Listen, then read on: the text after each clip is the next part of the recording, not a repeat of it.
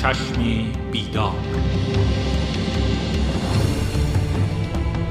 نویسنده جلیل امجدی، تهیه کننده حسین رحمانی، راوی حامد موسوی، اقتباس شنیداری مجید میرزایی، صدا بردار محسن فراهانی، تولید شده در پایگاه کتابگویای ایران صدا.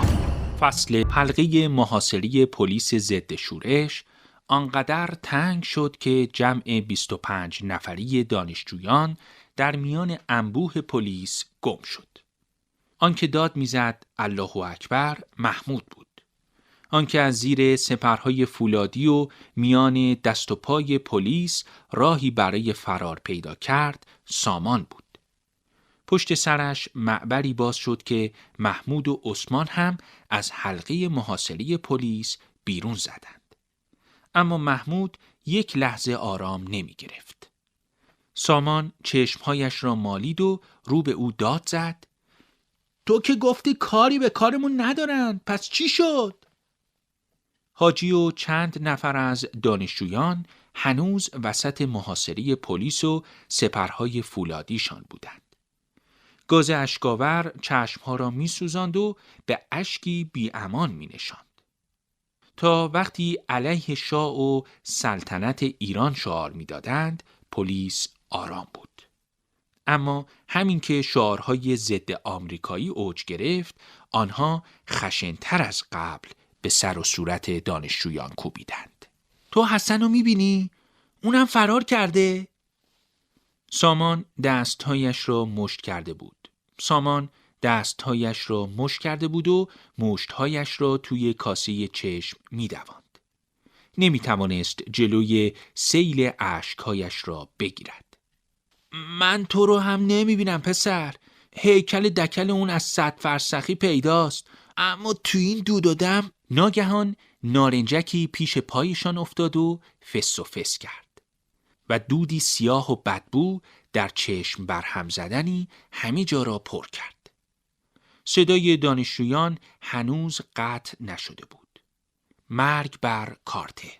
محمود دست سامان را گرفت و از میان دود بیرون آورد. سامان هنوز داشت غر می‌زد. این دیگه چی بود؟ نکنه نامردا قصد داشتن ما رو بکشن. محمود ایستاد و رو به لایه ضخیم دود داد زد: عثمان بیا از این ور. جوابی نشنید. حتما گرفتنش. تو که گفتی از کتک و گاز اشک‌آور خبری نیست. دستی از پلیس ها که حاجی و دانشجویان دیگر را در حلقه سپرهایشان گرفته بودند، هماهنگ و محکم با باتوم به سپرهای آهنی می زدند و این کوبش پرتنین لرزه بر تن آبرینی می انداخت که از دورا دور ایستاده بودند و معرکه را تماشا می کردند. مینیبوسی با حفاظهای آهنین به حلقه محاصره پلیس نزدیک شد. اونا رو کجا میبرن؟ عثمان بود که میپرسید. محمود به طرف او برگشت و در آغوشش گرفت و گفت: کجا بودی؟ مثل همیشه میبرن چند تا خیابون اون طرفتر، پیادهشون میکنن. چیزی نشده. پلیسی متوجه جمع آنها شد. باتومش را توی هوا چرخاند و به طرفشان دوید. باید در بریم. سامان این را گفته و نگفته پا گذاشت به فرار. بقیه هم دنبال او دویدند. نفس محمود به شماره افتاد. فاصله پلیس با او کمتر می شد. قد و بالای کوچکی داشت اما تر و فرز بود. باتوم را هن و هون کنان بالای سرش می چرخاند و آماده بود تا آن را به سر و شانه محمود بکوبد. بدو محمود، بدو! حسن از میان دود و آتش بیرون پرید و از دور دید که پلیس دنبال محمود و عثمان و سامان می دود. با قدم‌های بلند دنبالشان دوید. محمود از آنها عقب افتاده بود و پلیس چند بار موفق شد ضربه‌ای به پشت و پهلوی او بزند. حسن فاصله‌اش را با پلیس کم کرد. دست پلیس به یقه محمود رسید و سفت و سخت آن را چسبید. اما محمود هنوز می‌دوید. حسن با همان سرعت به هوا پرید و لگد محکمی به پشت پلیس زد. جوری که یقه محمود از مشتش جدا شد و خودش روی زمین افتاد و چند بار به پهلو غلتید. سر و نگاه محمود به عقب چرخید و تازه متوجه حسن شد. پلیس از جایش بلند شد و خاکایش را تکاند. نگاه محمود به چهره آفتاب سوخته پلیس افتاد که عجله‌ای برای بلند شدن از روی زمین نداشت. دلش برای او سوخت. قدمهایش سست شد. رو به حسن که پلیس را پشت سرش گذاشته بود داد زد: خیلی محکم زدی. با یه پشت پای ساده هم به راحتی نقش زمین می شد و ما فرصت فرار داشتیم. حسن به او رسید. دستش را گرفت و با خود کشید و گفت: اگه خیلی ناراحتی خودتو تسلیمش کن. نمیبینی چطور بچهای ما رو میزنن؟ حاجی و بچهای دیگر رو با یه ماشین بردن به طرف پادگان. محمود دستش را از دست او خلاص کرد و با بهتی در صورتش گفت: اگه بچه‌ها رو گرفتن ما برای چی از این مهلکه فرار میکنیم؟ این توی برنامه ما نبود. ابروهای حسن در هم شد. باید کاری بکنیم. با دست خالی میخوای اونا رو نجات بدی؟ محمود ایستاد. نفسش در نمی آمد. با دست خالی هم میشه کاری کرد. کافیه دسته به دسته بریم خودمون رو تسلیم پلیس کنیم. وقتی تعداد دستگیر شده زیاد بشه پلیس مجبور میشه همه رو آزاد کنه، مثل دفعه قبل. وقتی صدای الله اکبر دانشجویان اوج میگرفت سپرهای فولادی پلیس بالا میرفت و آماده دفاع میشدند. فکر میکردن این رمز حمله است و سنگ پراکنی شروع خواهد شد. چون وقتی عثمان اولین سنگ را به طرف صف در هم تنیده آنها پرتاب کرده بود بلند گفته بود: الله اکبر. صدای سنگ ریزه هایی که به شیشه پنجره میخورد فقط 1 دقیقه از های و هوار آنها کم میکرد و دوباره از نو تا سنگ ریزه‌ای دیگر. بحثشان تمام نمیشد. حسن در آشپزخانه قطعه‌های کوچک کدو را توی روغن داغ ماهیتابه پشت و رو می‌کرد و در این فکر بود که اگر شامشان زودتر حاضر شود روی دلشان سنگین می‌شود و خوابشان می‌گیرد. آن وقت دیگر همسایه‌ها مجبور نیستند برای ساکت کردن آنها با سنگ ریزه به شیشه‌های خانه بزنند. خانهشان آنقدر در و پنجره شیشه‌ای داشت که نیاز نداشتند توی تاریکی شب برای پرت کردن سنگ ریزه نشانی گیری کنند. کافی بود فقط به طرف یکی از دیوارهای خانه سنگ پرت کنند. حتما پنجره جلوی آن سبز می شد. حسن کدوهای سرخ شده را با دقت توی بشقاب چینی ردیف کرد. صدای سنگ ریزه‌ای را شنید که به شیشه خورد. فکر کرد اگر یکی از پلیس‌های مانیل زبان فارسی می‌دانست، از سر کوچه هم می‌توانست جر و منجرهای آنها را بشنود و بفهمد که آنها قصد دارند علیه شاه ایران توی یکی از خیابان‌های مانیل راهپیمایی کنند. هفته‌های اولی که به این خانه شیشه‌ای کوچ کردند، کلفتی فیلیپینی برای تهیه شام و نهار و رفت و رو به خانه می‌آمد. وقت شام و نهار هم گوشه آشپزخانه به تنهایی غذا می‌خورد. به پیشنهاد محمود قرار شد او هم سر میز شام بشیند و با آنها غذا بخورد. سامان مخالف بود. کجای این کار استثماره آقا محمود؟ اون کارگره، کار میکنه و حقوقشو میگیره. حرف محمود شد.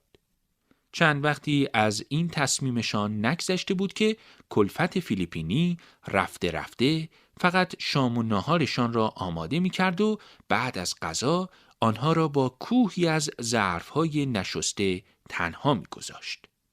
سامان دائم غر می زد. حالا کی داره کی رو استثمار می کنه؟ صدای محمود از همه بلندتر بود.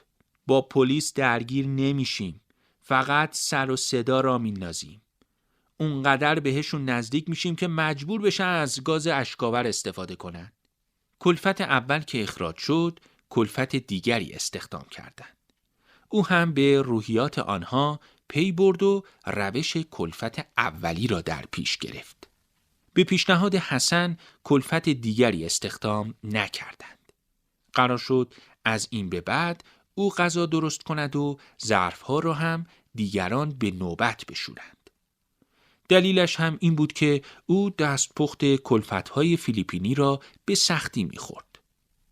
حسن نشنید چه کسی سوال پرسید، اما می‌توانست حدس بزند کی از همه آهسته تر حرف می‌زند.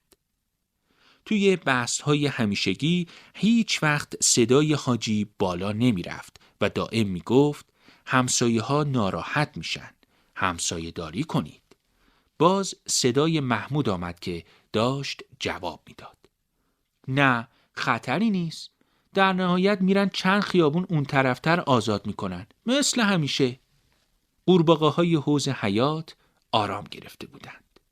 حسن فکر میکرد لابد وقت خواب و استراحتشان است.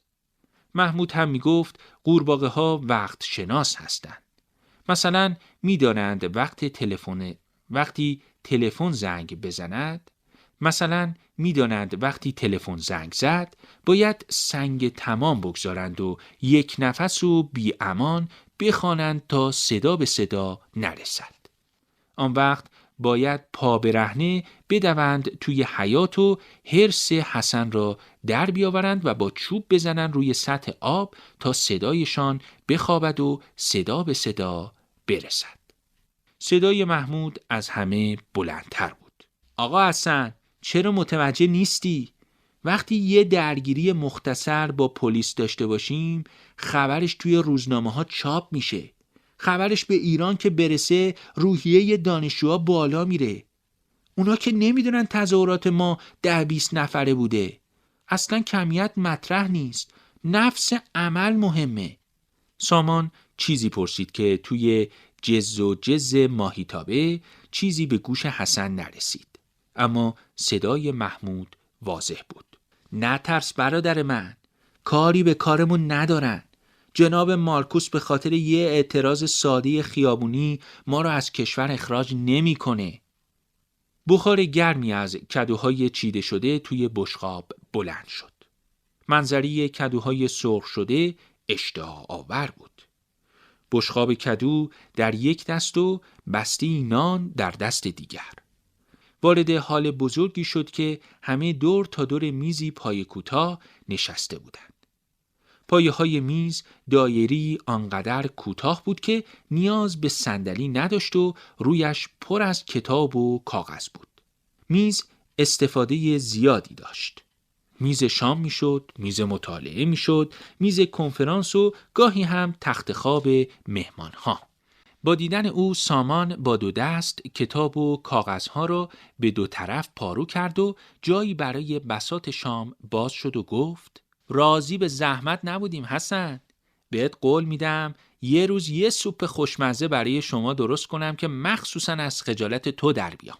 حسن بشقاب کدو رو روی میز گذاشت و گفت: لطفاً کمی تحمل کنید تا بشقاب و چنگال بیارم. پایش را از اتاق بیرون نگذاشته بود که همه دستها به طرف بشقاب دراز شد. وقتی برگشت دهان همه از جنبش ایستاد. جلوی هر کدام بشقاب و چنگالی گذاشت و نشست کنار محمود. توی بشقابش چند حلقه کدو گذاشت و گفت: قرار شد موقع شام بحث‌ها رو درز بگیرید. حرفش گوش شنوایی پیدا نکرد. تند و پرشتاب حرف می زدند و با همان سرعت لقمه می گرفتند و خیس و آبچکان به دهان می بردند. چشمش به چنگال محمود بود که حلقه کدو نوک آن می لرزید.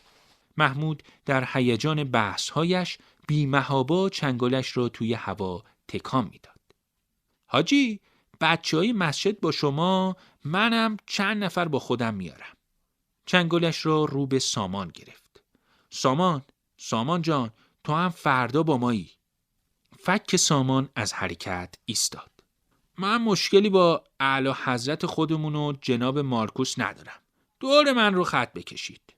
چنگال با شدت بیشتری لرزید. یعنی فردا به عنوان سیاهی لشکرم نمیتونیم روی تو حساب کنیم؟ سامان با دهانی پر که صدایش را تغییر داده بود گفت: سیاهی لشکر میخواین؟ حسن آقا رو ببرید که قد و هیکلش زهره پلیسای قد کوتاه مانی رو میترکونه. چنگال هنوز توی هوا بود. حسن سیاهی لشکر نیست. اون با اعتقاد میاد وسط میدون. حسن تا آمد به چنگال لرزان او اشاره کند و چیزی بگوید، حلقه کدوی سبز نیمه پخته از دست محمود افتاد روی زمین کنار دمپایی. همه نگاه ها به سمت محمود و حسن برگشت. محمود لبخندی توی نگاه او زد و با چنگالش کدو را از روی زمین برداشت و تا حسن بجنبد آن را توی دهانش برد و شروع کرد به جویدن. اینجوری نگاه نکن حسن آقا، نمیخواستم دست پختت حروم بشه. حسن چشمش را بست. از سرعت جویدنش کم شد. لقمه را به سختی بلعید و چشمش را باز کرد. محمود داشت میگفت: این سوسول بازی ها رو بذار کنار حسن جون. فکر کن توی یه شرایط سخت انقلابی قرار گرفتی و باید هر آتشقالی رو بخوری تا زنده بمونی. حسن چشمش را دوباره بست و با سرعت از جا جهید و از اتاق بیرون زد.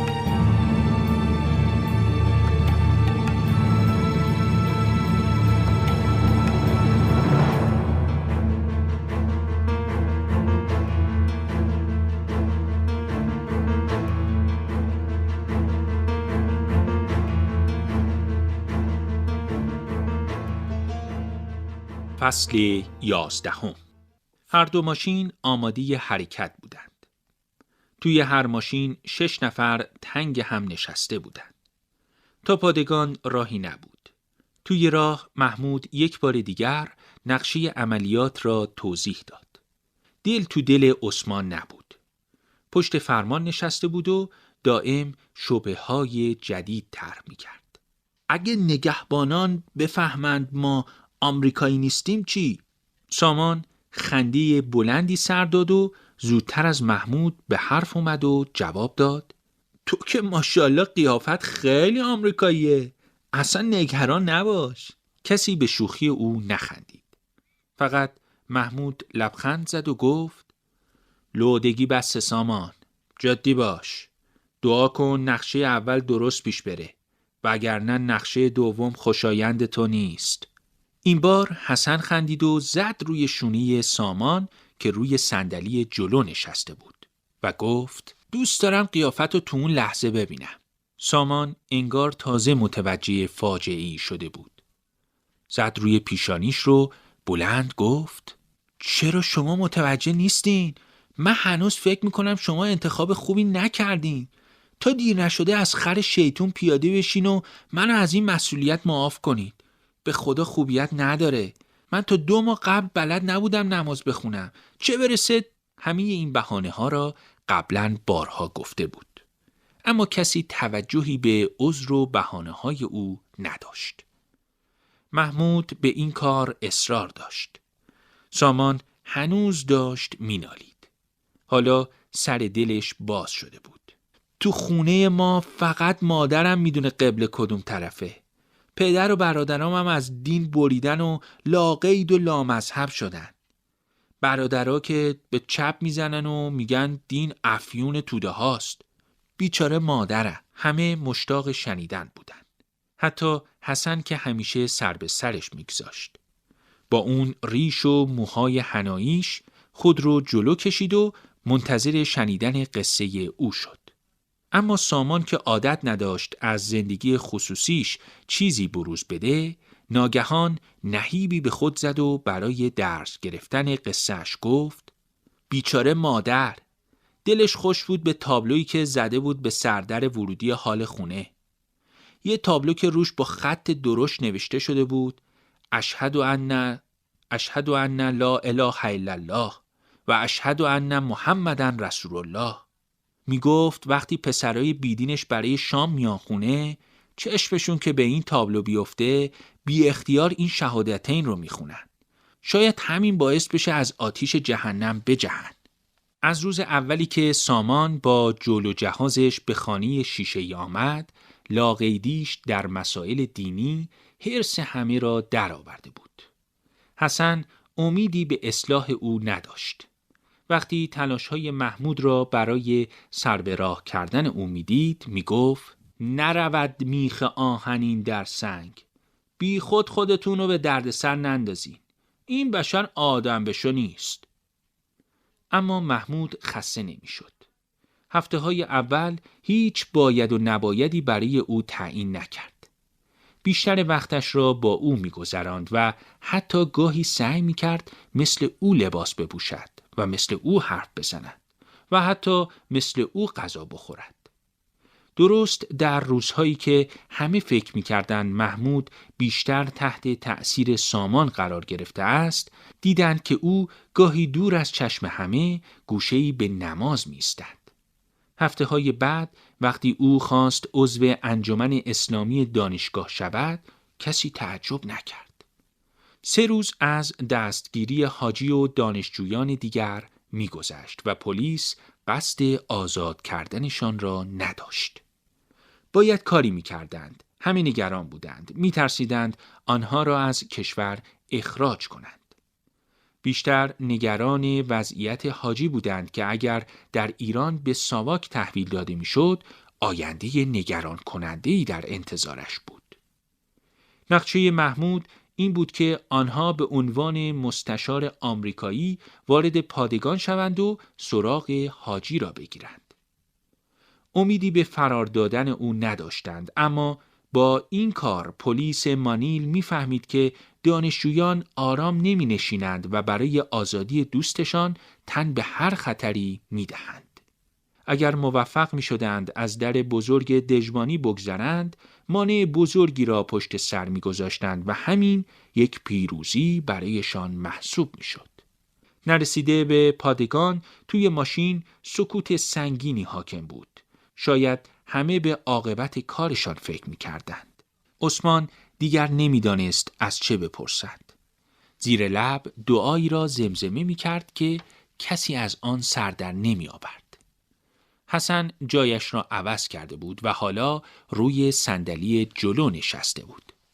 قرار بود او به زبان انگلیسی و با لهجه غلیظ گاوچران‌های آمریکایی با نگهبان صحبت کند. به او با آن قد و بالایی بلند و موهای حنایی‌اش می آمد که آمریکایی باشد. محمود هم پشت فرمان نشسته بود و آخرین سفارش‌ها را گفت و ساکت شد. جلوی حفاظهای آهنی پادگان هر دو ماشین کنار هم ایستادند. فقط حسن پیاده شد و به طرف باجه نگهبانی رفت. چشم همه به او بود که توی کابین شیشه‌ای دستهایش را با بیقیدی تمام توی هوا تکان میداد و چیزهایی به نگهبان میگفت که کسی نمیشنید. نفسها توی سینه حبس شده بود. انگشت محمود روی فرمان ضرب گرفته بود. نگهبان با تردید به حسن نگاه میکرد. دستهای حسن هنوز توی هوا بالبال میزد تا چیزی را حالی نگهبانی کند. وقتی در آهنی بزرگ باز شد، هنوز کسی باور نمی‌کرد که نقششان خوب پیش برود.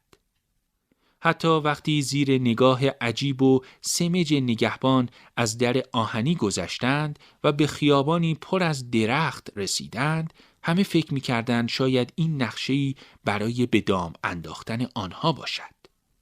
این را میشد از سرعت کم ماشینی فهمید که محمود پشت فرمان آن بود. دل محمود شور میزد. فکر کرد یک جای کار میلنگد. به حسن سرسپرده بود که با لحن تندی با نگهبانان فیلیپینی حرف بزند. آنها عادت داشتند همیشه مرعوب آمریکایی ها باشند.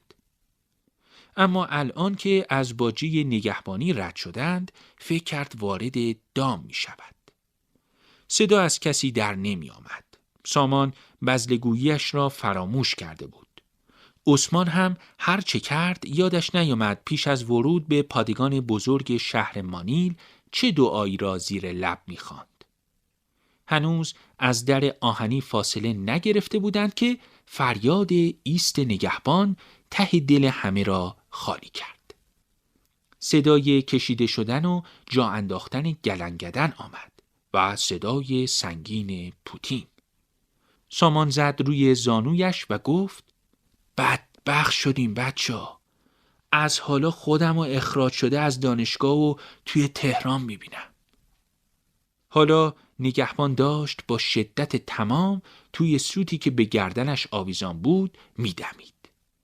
محمود ماشین را خاموش کرد و با هیجان گفت: خون سردیتون رو حفظ کنین. با احتیاط از ماشین پیاده بشید. نقشه دوم رو اجرا میکنیم. آه سامان در آمد. جلوی ماشین صف ببندی. نگهبان اسلحه را به طرف آنها گرفته بود و صدای سوتش یک لحظه قطع نمیشد. از همه جای پادگان سرباز و مأمور با سلاحایی که آنها را نشانه رفته بودند به طرفشان می‌دویدند. همه از ماشین پیاده شدند. حسن دست برد به یقه سامان و گره کراواتش را باز کرد.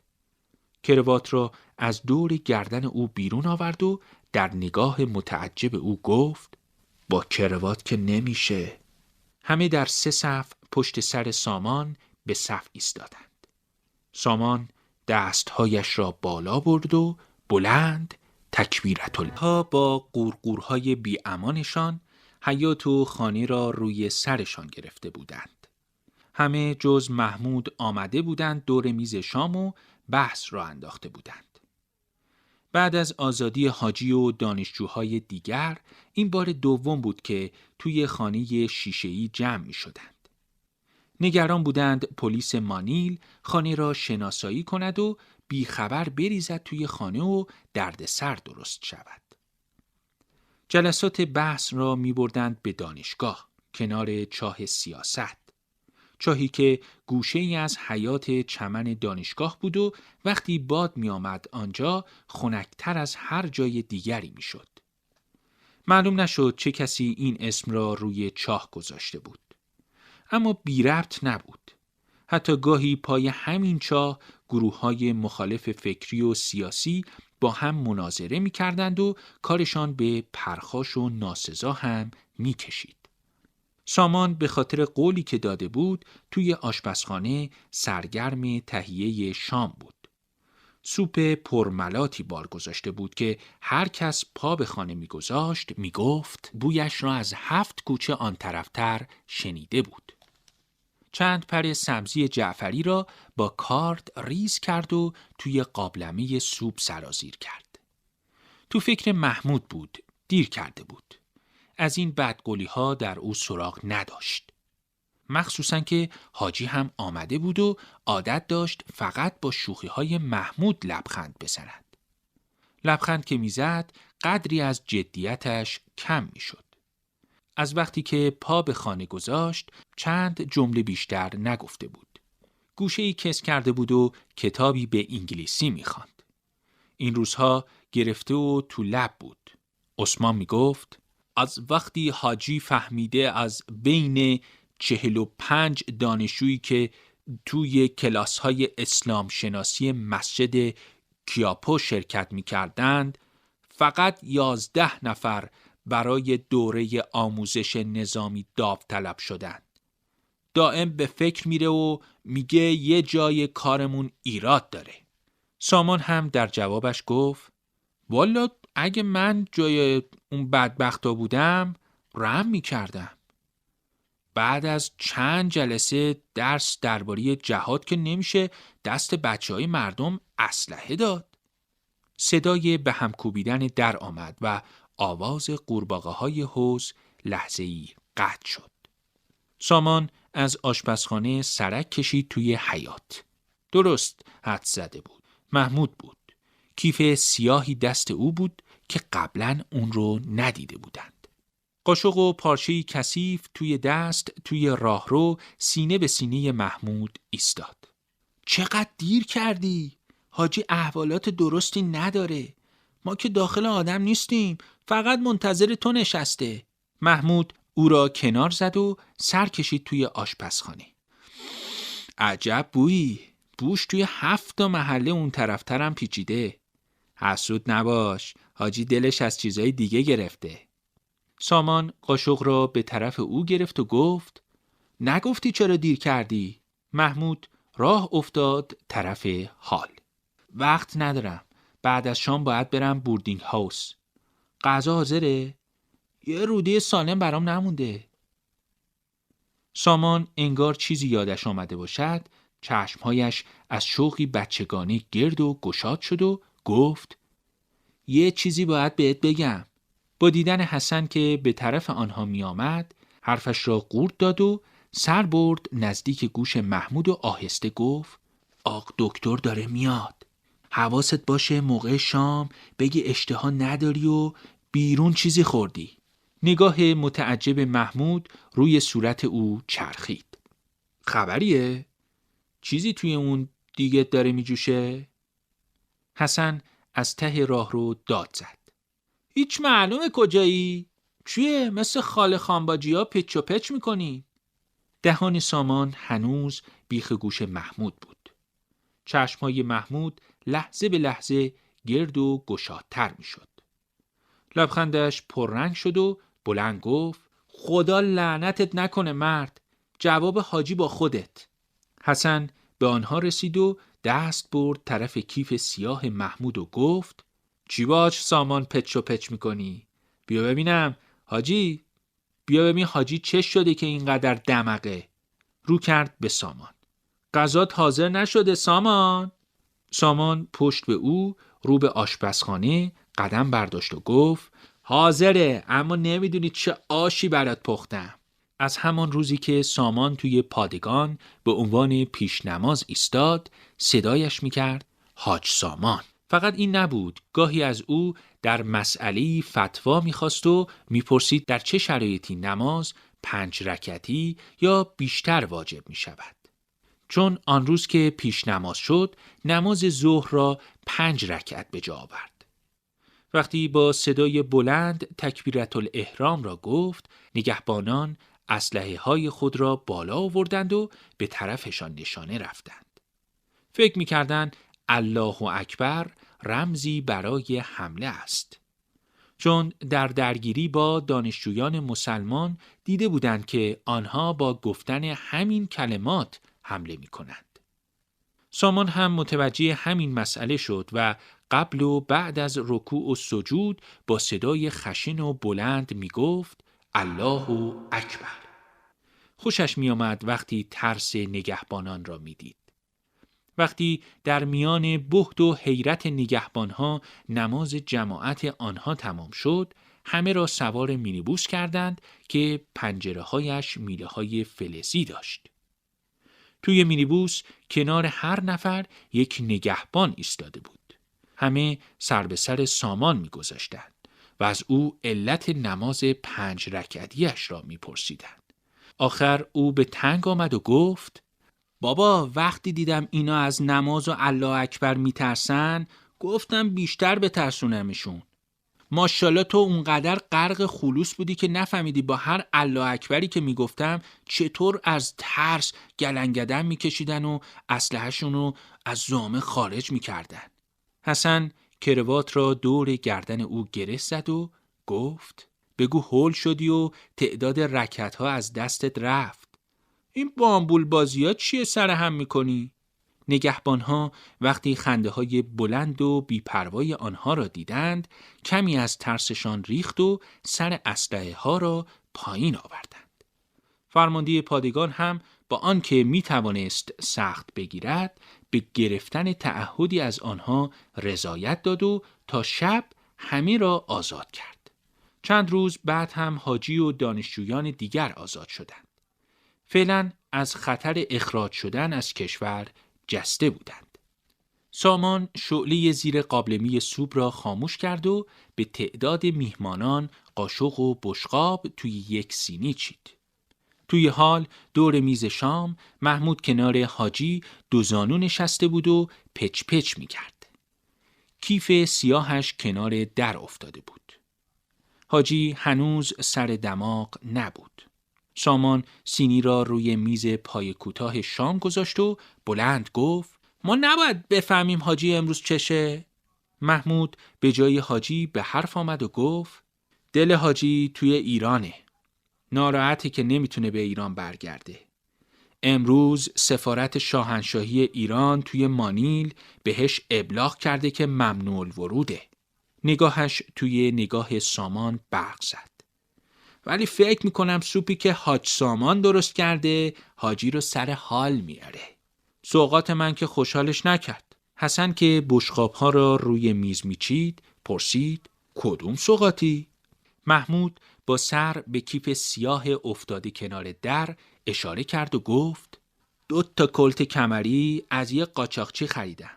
از همین هفته که به جنگلای اطراف شهر میریم میتونیم تمرین تیراندازی هم به برنامه هامون اضافه کنیم. اسلحه را از چریک‌های مسلمان جبهه مورو گرفته بود. بیش از 1 سال بود که با آنها ارتباط داشت. اما نمیتوانست در این باره چیزی به دیگران بگوید. سامان دور از میز شام روی زمین ولو شد و گفت: خدا به جوونی ما رحم کنه. تظاهرات کردیم و نظم شهر و کشور رو به هم ریختیم. اما جناب مارکوس اخراجمون نکرد. رفتیم یه پادگانش رو خلع سلاح کنیم، باز هم بزرگواری فرمود و اخراجمون نکرد. بابا از نجابت این مرد سوء استفاده نکنید دیگه. حسن هم دنبالی حرف او را گرفت و گفت: همیشه با پاهای زخم و زار از جنگل برمیگشتید و باید پانسمانتون میکردم. کم نبود که از این به بعد باید گلوله هم از تنتون در بیارم. حاجی با ملاقه بشقابش رو پر کرد و رو به سامان گفت: خودت نمیخوری؟ سامان چشمهایش را بست و سرش را تکان داد، یعنی نمیخورم. نکنه توی غذا چیزی ریختی و میخوای چیز خورمون کنی؟ نگاه تند حسن به طرف سامان چرخید و دقیق شد تا از چهرهش چیزی را بخواند. چیزی دستگیرش نشد. نه باور کنید سیرم. تو آشپزخونه از بس سوپو چشیدم تا مزهش بد نشه سیر شدم. شما بخورید. محمودم بیرون با قاچاقچیا شام خورده. سهمشو میتونید بین خودتون تقسیم کنید. محمود بشقابش رو گرفت و رفت بالای میز بزرگ و درست وسط آن نشست. برای خودش سوپ ریخت و نگاهی به صورتهای متعجب همه انداخت و گفت: نه حاج سامان، سوپ از همیشه خوشمزه تره. حیفه که از دست بدم. تازه سهم تو هم من میخورم.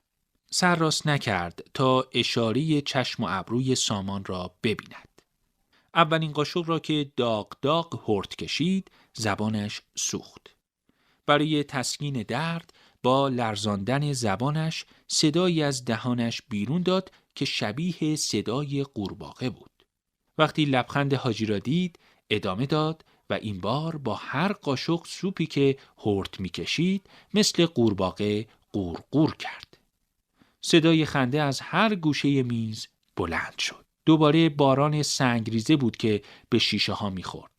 حاجی گفت: همسایه ها ناراحت میشن. آرومتر بچه‌ها، همسایه داری کنید. اما محمود تازه دور گرفته بود و به صدایش آهنگی داده بود و مثل قورباغه می‌خواند. سامان که نگران بود محمود کار را خراب کند به طرف او خم شد و گفت: چرا اینجوری می‌کنی محمود؟ محمود با صدای بلند گفت: دست خودم نی. نمیدونم چرا یاد قورباغه‌های حوض افتادم. حاجی قاشق را تا نزدیک دهان بالا آورده بود و فوت می‌کرد. باید اسلحه ها را یه جوری به ایران برسونیم. حاجی قاشق را تا نزدیک دهان بالا آورده بود و فوت می‌کرد. محمود دست بردار نبود. هنوز قورباغه بود. من هر جور شده برمیگردم ایران. اونجا انقلاب داره شروع میشه. نمیخوام از قافله عقب باشم. قورقورهای محمود قطع نمیشد. من مخفیانه وارد کشور میشم و اگه اوضاع مساعد باشه به شما خبر میدم که برای تهیه اسلحه اقدام بکنید. هنرنمایی محمود و خنده های بی امان همه لبخندی به لب حاجی نشاند. محمود گفت ولی حاجی بهتر قبلش یه دوره کامل نظامی رو با بچه ها بگذرونیم. من فکر کردم بد نیست بعد از کلاسای تئوریک برای یه اردوی 2 روزه بریم به استان کوهستان. یه همکلاسی دارم که مال همین استانه. میگه پلیس جرأت نداره توی جنگلاش پا بذاره. فقط قبیله‌های توی جنگل پیدا میشن که مثل انسان‌های اولیه زندگی میکنن. جای خوبیه برای تمرینات نظامی. غذا تمام شده بود و او هنوز 4 زانو روی میز نشسته بود. دید حاجی تکیه داد به دیوار و خیره شد به جایی و قصد جواب دادن نداره. میخواست فضای سرد و ساکت دور میز را به هم بزند. دستش به 4 طرف میز میرسید. بشقاب‌ها را از جلوی همه جمع کرد و گفت خب آقایون، سوپ حاج سامان چطور بود؟ خنده از روی لب حسن جمع شد. فهمید خبری هست. چیزی که از پچ‌پچ‌های محمود و سامان به آن شک کرده بود. صدای محمود توی سرش میپیچید و دلش را آشوب میکرد. این سامان ما این سوپ خوشمزه رو با آب حوض خونه درست کرده بود. البته بدون قورباغه ها و جلبگاش. حالا خنده روی لب همه ماسید و جمع شد. سامان دولا شد تا سینی ظرفها را از دست محمود بگیرد که گفت شما جای من بودید چی کار میکردید؟ وقتی اومدم خونه دیدم آب قطع شد و کلی ظرف نشسته رو دستم مونده. فکر کردم تا ظرفها رو با آب حوض بشورم آبم میاد و میتونم سوپم رو بار بذارم. ظرفا رو شستم ولی آب نیومد. حسن چشمهایش را بست. قورباغه‌های حوض رو کنار زدم و از آب حوض ریختم توی قابلمه سوپ. صورت حسن جمع شد و در هم شد. شما جای من بودین چی کار میکردین؟ حسن دست گذاشت روی دهانش و فشار داد تا چیزی از آن بیرون نزند. تند و پرشتاب از حال بیرون پرید و زد توی حیاط. صدای بالا آوردنش کنار حوض حیاط خواب قورباغه‌های خفته را آشفت.